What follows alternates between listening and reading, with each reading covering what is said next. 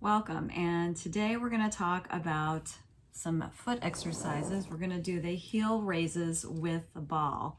And so let's just do a quick review of our foot, and we'll look at it from the skeletal point of view. So what we have here is the ankle, the heel bone, and then the ball of your foot. This is a right foot, so we have the big toe here, and then the second, third, and fourth toes.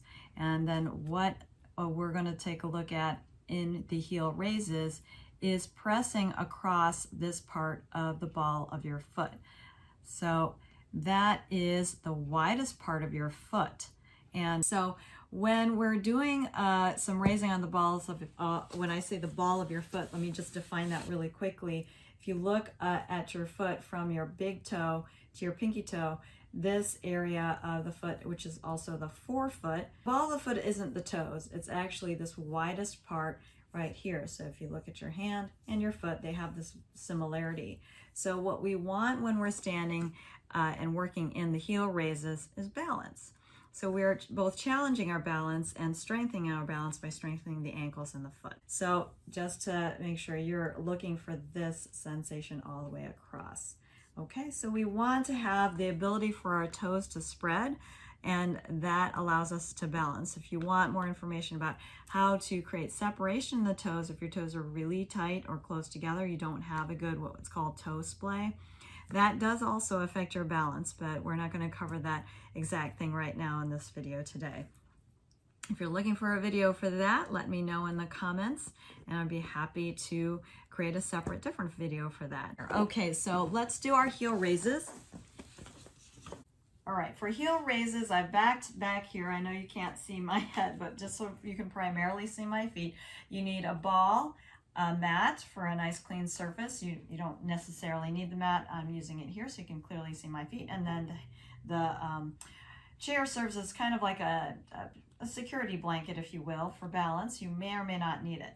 So before we actually put the ball in place, we're going to do an assessment. So in order to make a change, our body does, our nervous system does need to know, where did we start from? So what you'll do is you line your feet up parallel, like the number 11, or railroad tracks, if you will. So they're lined up as parallel.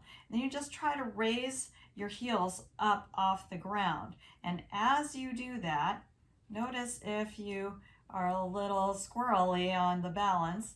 Also notice if your heels cock out to the side and the inside of your ankle collapses and you're way on the outside of your foot, okay? Or if you're able to maintain a pretty centered balance over your foot. Lower your heels down. Let's just do that one more time. Just notice what happens when you raise your heels and see if you can maintain the balance. So sometimes, again, one foot does well, or both feet kind of do one of these rolling out to the side. So that's not a nice strong ankle that we want to support ourselves for balance. So we can see that that is a little bit of weakness. I have some weakness in some of my ankles. Maybe you feel that too, if you feel that the legs are coming apart. That separates us from our center, and we do often use our adductors to help us find center in Pilates. So we're always working the idea of connecting to that inside line, or what we call the axial line, when you go from the top of your head down through your body. So we're going to use the ball between the ankles in order to create some strength and awareness of moving through the center. The actual awareness that we need, though, to create some balance is actually on the sole of your foot. So we'll do just a quick little rolling here on the sole of the foot. And this is a tune-up fitness ball, so it's made of rubber, but you can certainly use whatever ball you have available to you. Perhaps it's a racket ball or a tennis ball. Those are the most common ones. Or if you don't have one of those, you could actually use a wood dowel. You might be able to get away with that. Something that you could roll underneath your foot and create some malleability in the tissue of the foot. And I do recommend, if you could do this with your bare feet, that's better than doing it without the bare feet, with your socks on. And then you can see I'm rolling over the ball of my foot with the ball. The ball of the foot, again, is the big toe to pinky toe pad. It's not underneath the toes.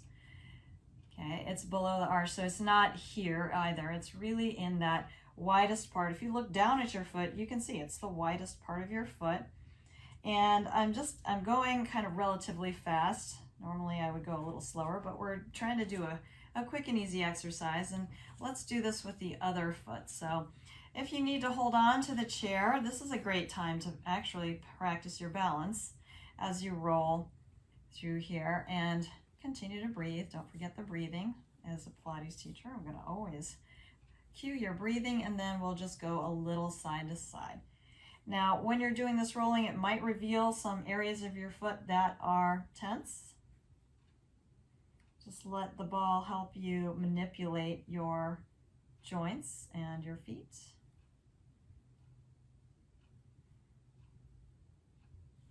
Good, and then we're just going to do a quick little standing assessment there again. Stand with your feet parallel and just notice if you sense anything different just by standing here. And then just do a quick heel raise and down. Right. And I got a little snap, crackle, pop on that one. All right, and we don't want to grab with our toes. You just want to have those toes be nice and comfortable. All right, so if we still are having some of that imbalance, right, we're going to add on to it the sense of the center. So we're going to put the ball right in between the ankles right there. All right, so with the feet in that parallel position, and I've got the ball there in the middle, all I'm doing is connecting to the ball, making sure the ball's not going to fall away. And so already by doing that, I get a sense of center. It's not a big, heavy squeeze, but it's going to help you stay aligned. Then you'll pull your heels off the ground, put a little weight forward into the ball of your foot, let the toes spread, and keep a squeeze of the ball as you rise your body up. And then you can lower your heels back down. Okay, so if you feel like you've got the ball placed well, and you can always move it if it doesn't feel like that's a good spot, we're going to go up. And we want to think of taking 5 counts to go up.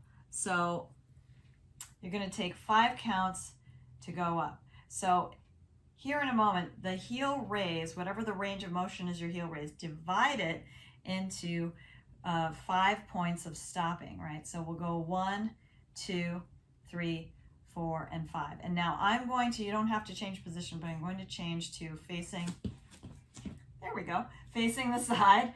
And my ball is still there between the center, and I'm just going to hit notch number 1. So it's a pretty low notch. And then number 2, whatever I think number 2 is, I'm just increasing to 3, and then to 4. And whatever your range is your own, right? And 5. So that is as high as I feel like I'm going right now. And then I'll go from 5 to 4 to 3 to 2 and to 1. Okay, so we are trying to create a springiness in the foot and creating better balance and awareness in the foot. So we want to do that so we can more easily roll through the ball of the foot in walking, running, jumping, and etc. So up, up, up, and hitting 5. And we go from 5, 4, 3, 2, and again, my 5 and your 5, and wherever your notches are, you're doing it for your own range of motion. So we're going to go up quickly and go down slowly through those 5 notches. So we'll practice going up. So up strong and go 5, 4, 3, 2, 1. Up strong.